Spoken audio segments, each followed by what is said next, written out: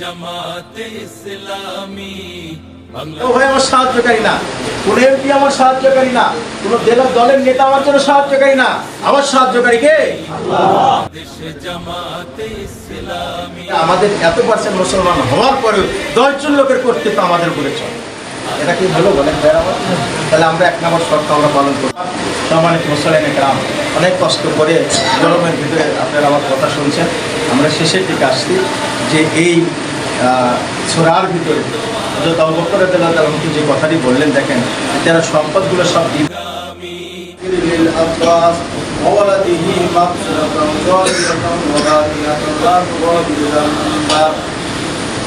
الله الله في أصحابه لا تتبعهم ورسول بعد فمن حبهم فبه يهبهم ومن عبدهم فبه يؤذيه أبدهم خير أمتي قرني